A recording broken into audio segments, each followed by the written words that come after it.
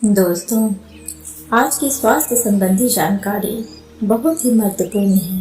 दोस्तों, शरीर के इन 4 अंगों में यह तेल लगाइए। आपका शरीर स्वतः अपने सारी बीमारियों को नष्ट कर देगी, यानी कि वो खुद ठीक कर लेगा। तो वो 4 अंग कौन कौन से हैं और हमें कौन से तेल लगाने हैं, आज हम इसी विषय में चर्चा करने वाले हैं। इसलिए दोस्तों, कहानी पूरा सुनिएगा। आज के उपदेश को सुनकर आप अपने जीवन को सफल जीवन बना सकते हैं। और दोस्तों, इस जानकारी से पहले चलिए सुनते हैं भगवान महात्मा बुद्ध का एक उपदेश। एक दिन एक राजा भगवान बुद्ध के पास आया। बुद्ध के आश्रम में बहुत भीड़ थी। राजा ने भगवान बुद्ध से अनुरोध किया कि वह एकांत में कुछ बुद्ध से कहना चाहते हैं। तथागत बुद्ध बोले, सर्वत्र एकांत है, यही बोलो।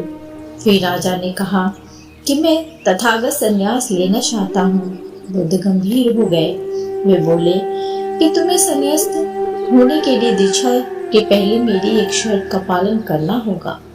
राजा ने स्पष्ट किया कि जब दीक्षा लेनी ही है और संन्यास्त होना ही है तो मुझे आपकी सभी शर्तें मंजूर हैं। और फिर तथागत बुद्ध ने आदेश दिया और कहा, अपने कपड़े उतारो, अपने जूते उतारो और नग्न हो जाओ, और इसी नग्न अवस्था में अपने राज के राजमार्गों पर स्वयं को जूते मारते हुए चक्कर लगाकर आओ। राजा असमंजस में पड़ गया। तथागत बुद्ध ये क्या कह रहे हैं? मैं एक राजा हूँ, इस तरह मैं नग्न होऊंगा और नग्न होकर अपनी ही सड़कों पर कैसे खुद को जूते मारते हुए चक्कर लगाऊं? लेकिन फिर भी राजा को संन्यास्त होना था, तो उन्होंने भगवान बुद्ध की शर्तें मान ली। वे वैसा ही करने के लिए निकल पड़ा। राजा ने वैसा ही किया। वह नग्न होकर स्वयं को जूते मारते हुए राज्य की सड़कों पर दौड़ने लगा। और यहाँ उसके चले जाने पर शिष्य ने बुद्ध से कहा कि भंते, जब हम आपसे दीक्षा लेने आए थे तब आपने तो ऐसी कठोर शर्त नहीं लगाई थी। आप तो स्वयं करुणा के अवतार हैं, फिर आपने राजा के साथ ऐसा कठोर व्यवहार क्यों किया? तब भगवान बुद्ध बोले, जब तुम लोग संन्यास लेने आए थे तब तुम्हारे अहंकार बहुत बड़े नहीं थे, इसीलिए तुम लोगों से घर घर भिक्षाटन करवा के ही काम बन गया। यह तो एक बड़े राजा हैं, इसका अहंकार भी बहुत बड़ा है, इसलिए जितना बड़ा रोग उतनी बड़ी दवाई। इसलिए महारोग की दवाई भी अधिक शक्तिशाली होती है। जिसी कारणवश मैंने इनका परीक्षा भी इतना कठिन किया है। राजा जब इस दशा में अपनी ही प्रजा के सामने से गुजरेगा तो उसका अहंकार चूर चूर होगा। राजा ने शाम तक शर्त पूरी कर ली और बुद्ध के चरणों में आकर गिर गया और फिर बोला, तथागत अब तो मुझे आप दीक्षा देकर मुझे संन्यास्त करें। भगवान बुद्ध ने राजा के सिर पर मुकुट रखा और कहा कि अब तुम्हें संन्यास लेने की जरूरत ही नहीं है। जाओ और कर्ता भाव छोड़कर साक्षी भाव से राज करो। अब तो तुम राजस्व हो चुके हो, अब तुम राजस्व हो। देखिए दोस्तों, किस तरह से भगवान बुद्ध ने एक राजा को उपदेश दिया और राजा का जीवन धन्य हो गया। दोस्तों, इस छोटे से उपदेश से आपको क्या प्राप्त हुआ, कमेंट में हमें जरूर बताइएगा। चलिए अब जानते हैं स्वास्थ्य से संबंधित बहुत ही महत्वपूर्ण जानकारी। क्या आप जानते हैं कि ये हमारा शरीर किससे बना है? ये सबसे पहले जानना बहुत जरूरी है। और हमारे शरीर में कौन से 3 दोष पाए जाते हैं? हमारा शरीर 5 तत्वों से बना है और हमारे शरीर में 3 दोष पाए जाते हैं, वात दोष, पित्त दोष और कफ दोष। इसे जानना जरूरी है क्योंकि ये हर एक बीमारी का कारण होता है, क्योंकि हर एक बीमारी का जड़ यही 3 दोष हैं, इसीलिए जानना जरूरी होता है। तो आपका शरीर का सबसे महत्वपूर्ण दोष ये 3 दोष हैं, पित्त दोष, वात दोष और कफ दोष।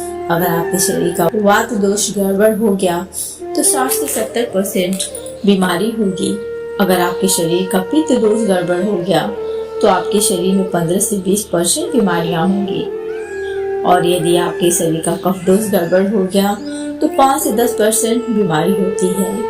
अब ये तीनों प्रवृत्ति हमारे शरीर में कब से कब तक रहती हैं? जब हम जन्म से बाल्यावस्था में रहते हैं, यानी जब हमारा जन्म होता है और 14 साल की उम्र तक हमारे शरीर में कफ प्रवृत्ति ज़्यादा होती है।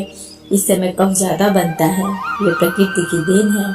कफ इसलिए बनता है क्योंकि हमारा शरीर ग्रो करता है। कफ बनना जरूरी है क्योंकि ये कफ हमारे शरीर के बहुत ही महत्वपूर्ण अंग है।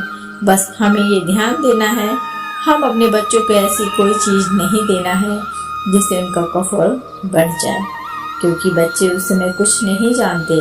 पेरेंट्स को जागरूक होना होगा। बस हमें अपने बच्चे को कुछ भी ऐसी चीज़ नहीं देना है जिससे उनका कफ और बढ़ जाए।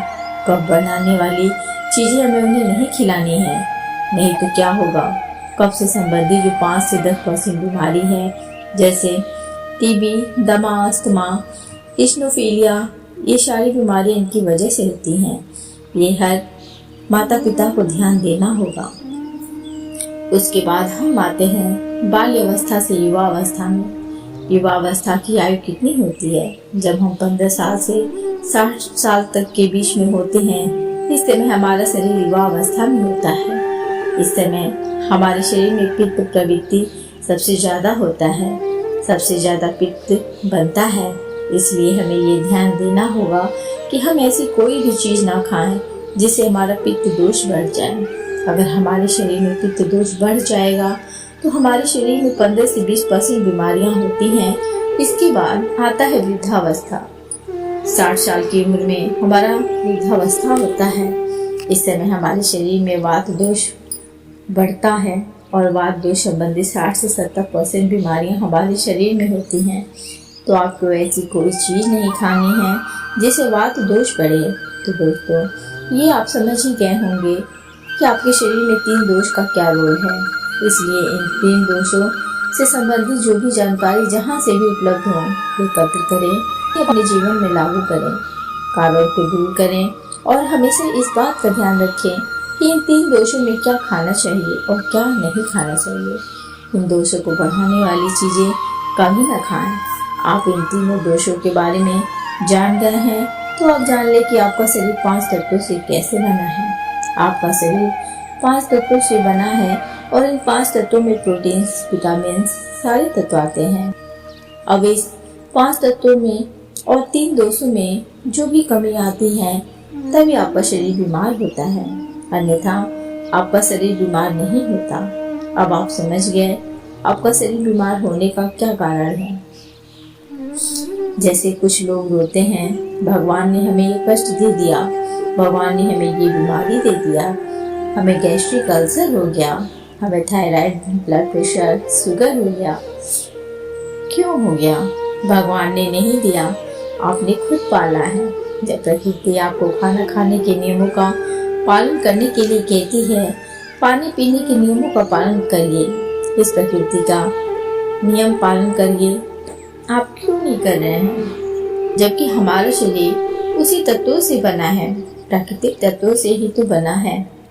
हमारा शरीर भी पानी से ही तो बना है, खाने से ही तो बना है, पोषक तत्वों से ही तो बना है। ये सारे नियमों का आपको पालन करना होगा। अब जब ये हमारा पित्त दोष कह रहा है कि ये चीज़ नहीं खाई, ये पित्त और बढ़ेगा, तो आप उसे क्यों खाते हैं? पिज़्ज़ा, बर्गर आप क्यों खाते हैं? चाय आप क्यों पीते हैं? चीनी आप क्यों खाते हैं? मैदा आप क्यों खाते हैं? जब आप ये सारी चीज़ें खा रहे हैं तो आपके पेट में एसिडिटी बनेगा, आपका पाचन तंत्र बीमार पड़ेगा। तो जब आपका पाचन तंत्र बीमार होगा तो अनेक बीमारियां आपको आएंगी। ये तो आप खुद कर रहे हैं ना, ब्रह्मांड नहीं दे रहा है, भगवान नहीं कर रहा है, हम आप इसे खुद जाने अनजाने में कर रहे हैं। हम अपने मन को, अपनी जीभ को कंट्रोल नहीं कर पा रहे हैं।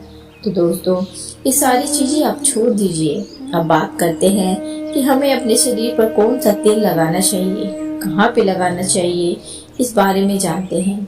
आप समझ गए आपके शरीर का निर्माण कैसे होता है। इसे सुरक्षित रखना आपके हाथ में है, इसकी सुरक्षा आप खुद कीजिए। शरीर के 4 महत्वपूर्ण अंग हैं जिससे आपके शरीर की सारी नसें जुड़ी हुई हैं। पहला है पैर का तलवा, दूसरा है नाभि, तीसरा है आपकी नाक और चौथा है आपका सर। ये 4 सबसे महत्वपूर्ण अंग हैं और इन चारों जगहों पर आपको तेल लगाना है। बस यह ध्यान देना है कि आपको कब लगाना है और कैसे लगाना है। तो सबसे पहले चलते हैं। पहला है पैर का तलवा। आपके पैरों के तलवे जो व्यक्ति रोज सुबह जाकर मॉर्निंग वॉक करता है नंगे पैर जमीन पर या फिर हरी घास पर, तो दोस्तों उसकी आंखों की रोशनी कभी कम नहीं होती। इसीलिए आपको पैरों के तलवे में शुद्ध तोरी का तेल लगाना है।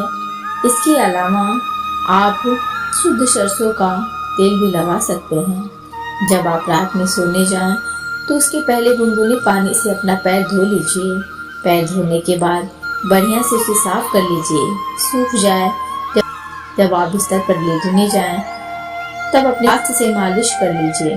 रात में सोते समय ये शुद्ध सरसों का तेल और जैसे ही आपने अपने 5 मिनट दोनों हाथों से मालिश करेंगे, तेल से गर्माहट आएगी तो तुरंत आपको नींद आनी शुरू हो जाएगी। अगर नींद की टैबलेट लेते हैं, अगर आप डिप्रेशन में हैं, नींद नहीं आ रही है, तो ये दूसरे दिन से ही बंद हो जाएगा। आपको नींद की टैबलेट लेने की ज़रूरत ही नहीं पड़ेगी। आपका पागलपन दूर हो जाएगा। याददाश्त बहुत तेज होती है, दिमाग से संबंधित सारी समस्याएं खत्म, और एक ही बार में आप 10 बजे सो रहे हैं, 4 बजे से पहले आपकी नींद नहीं खुलेगी। इतनी बढ़िया नींद आती है। तो पैर के तलवे में तेल लगाने से आपके पाचन तंत्र मजबूत होता है, याददाश्त तेज होती है, भूख लगती है, शरीर में शक्ति मिलती है, ऊर्जा मिलती है, यानी कि शरीर की सारी पोषक तत्वों की आपूर्ति होती है। दूसरा स्थान है नाभि, जो कि आपके शरीर का सबसे महत्वपूर्ण अंग है। नाभि के पीछे एक पेकोटी ग्रंथि पाई जाती है और इसी पेकोटी ग्रंथि से शरीर की सारी नसें जुड़ी हुई होती हैं और ये शरीर की सबसे शक्तिशाली ग्रंथि होती है। इसलिए नाभि में तेल लगाना चाहिए। आप देखते होंगे जब आपके घर में छोटा बच्चा होता है तो माताएं उस बच्चे की तेल से मालिश करती हैं, लेकिन अब तो बच्चों को तेल लगाना ही बंद कर दिया है। पहले माताएं 8 से 10 बार दिन में बच्चे की तेल से मालिश करती थीं। वे कहती थीं कि हम जितनी बार तेल की मालिश करेंगे उनकी हड्डियां उतनी ही मजबूत होंगी, और वो घर पर बना हुआ शुद्ध सरसों का तेल होता था। लेकिन आज फैशन बदल गया है। लोग तरह तरह के केमिकल युक्त तेलों से मालिश कर रहे हैं। ये किसी काम का नहीं दोस्तों। कंपनियां हमें सिर्फ बेवकूफ़ बनाती हैं और इससे बीमारियां होती हैं, क्योंकि बच्चों की मालिश के लिए सबसे अच्छा तेल सरसों का है। और गांव के बच्चों को माताएं आज भी सरसों के तेल की मालिश करती हैं। शहर के बच्चे गांव के बच्चों की तुलना में कितने कमजोर हैं, इसे आप खुद अनुमान लगा सकते हैं। तो दोस्तों, यह नाभि आपके शरीर का सबसे शक्तिशाली हिस्सा है। जब माताएं नाभि में तेल की मालिश करती थीं तो पहले फूंक मारती थीं। फूंक मारने के बाद उसमें तेल लगाती थीं और दिन भर में 3 से 4 बार तेल लगाती थीं। तो दोस्तों, आपको भी आज से शुद्ध सरसों का तेल रात में सोते समय नाभि में लगाना है। और जब आप नाभि में तेल लगाते हैं तो इसके क्या फायदे होते हैं, आप यह जानकर चौंक जाएंगे। पहला फायदा, आपको नींद अच्छी आएगी। दूसरा फायदा, दिमाग से संबंधित कोई भी समस्या नहीं होगी। तीसरा फायदा, आपका पाचन तंत्र मजबूत रहेगा। चौथा फायदा, आपको भूख बढ़िया लगेगी। पांचवा फायदा, आपके शरीर का सारा दर्द दूर हो जाएगा। और छठवां फायदा, आपकी आंखों की रोशनी बढ़ जाएगी, यानी कि शरीर के हर एक अंग के लिए फायदेमंद है। तीसरा है आपकी नाक। पैर का तलवा हो गया, नाभि हो गई। अब हम एक कदम आगे चलते हैं और वो है नाक, कान और आँख। दोस्तों, आपको नाक में क्या करना है, अगर आपको गाय का शुद्ध देशी घी मिल जाए तो घी की 1 बूंद दाएं नाक में और 1 बूंद बाएं नाक में, दोनों साइड 1-1 बूंद डालनी है। रोजाना नाक में 1-1 बूंद डालें। इसके इतने फायदे हैं, मैं यहाँ गिनाते गिनाते थक जाऊंगी। आपका पागलपन दूर हो जाएगा। अगर किसी को पागलपन है और पागलपन का इलाज चल रहा है तो 3 से 4 महीने के अंदर पागलपन की दवा बंद हो जाएगी। अगर आपके कान के पर्दे में छेद है तो बिना ऑपरेशन के ठीक हो जाएगा। आपको नींद की समस्या है, नींद की समस्या दूर हो जाएगी। आपकी याददाश्त कमजोर है, याददाश्त आपकी तेज हो जाएगी। शरीर में कमजोरी है, शरीर की कमजोरी दूर हो जाएगी। जुकाम आपको कभी पूरी जिंदगी में नहीं होगा। जुकाम, सर्दी की, नाक से संबंधित जितनी भी बीमारी हैं आपको नहीं होगा। चौथा है आपका सर। अब एक अंग और है जहाँ से आपका पूरा शरीर दिमाग से जुड़ा हुआ है, वो है सिर। अगर गर्मी का सीजन है तो आप स्नान करते होंगे। जब स्नान करके निकलें, स्नान करने के बाद आपके बालों को पानी सूख जाए, आपको अपने सिर में शुद्ध सरसों का तेल लगाना है। जैसे ही आप अपने सिर में सरसों का तेल लगाकर सिर की मालिश करेंगे तो आपको 10 मिनट के बाद नींद आना शुरू हो जाएगा। सिर में सोते समय तेल लगाने से कई सारे फायदे हैं, जैसे आपका जो बाल पक रहा होगा वो भी रुक जाएगा, आपको नींद बढ़िया आएगी, दिमाग, आपकी याददाश्त पावरफुल होगी, शरीर की शक्ति बढ़ेगी, शरीर की कमजोरी दूर हो जाएगी। यानी कि शरीर की सारी शक्तियाँ आपको मिलेंगी सिर में तेल लगाने से। तो दोस्तों, आप शुद्ध सरसों तेल को अपने शरीर के इन 4 अंगों पर लगाएं और देसी घी को अपनी नाक में डालिए। ये प्रक्रिया आप अपना लीजिए, आपका शरीर स्वस्थ और तंदुरुस्त हो जाएगा। जैसे हमने कहा कि ये हमारा शरीर है, हमारा शरीर हमारे ऊपर डिपेंड है, हम इसे किस तरह से रखते हैं। मान लीजिए ये कपड़ा है, आप उसे कितनी सेफ्टी से रखते हैं। खास तौर पर सफ़ेद कपड़ा हो गया, आप उसे पहनते हैं, पहन के बाहर जाते हैं तो आप उसे बहुत बचा बचा कर रखते हैं कि कहीं गंदे स्थान पर टच ना हो जाए। सफ़ेद कपड़ा है, इसमें दाग लग जाएगा, कितना बचा बचा के चलते हैं। और फिर आते ही खूंटी में निकाल कर आराम से टांग देते हैं, जिससे उसमें दाग नहीं लगता है। और फिर अगले दिन पहनते हैं और उसको ध्यान से प्रेस, आयरन वगैरह करते हैं। तो दोस्तों, ठीक उसी प्रकार इस शरीर की देखभाल आप खुद कीजिए। जितनी आप इस शरीर की देखभाल करेंगे उतना ही आपका शरीर स्वस्थ और निरोग बना रहेगा। तो जैसे हमने कहा, इसका पालन करिए, आप प्रकृति के नियम का पालन करिए। तो दोस्तों, आज से, अभी से आप इन 4 जगहों पर तेल लगाना शुरू कर दीजिए। तो दोस्तों, उम्मीद करती हूँ आपको इस कहानी से बहुत कुछ सीखने को मिला होगा। यह कहानी आपको कैसी लगी हमें कमेंट बॉक्स में कमेंट करके ज़रूर बताएं, और साथ ही इस कहानी को अपने दोस्तों के साथ ज़रूर शेयर करें ताकि उन्हें भी इस कहानी से कुछ सीखने को मिल सके। और अब चैनल पे नए आए हों तो प्लीज़ इसे लाइक, शेयर एंड सब्सक्राइब करना ना भूलें। Thanks for watching.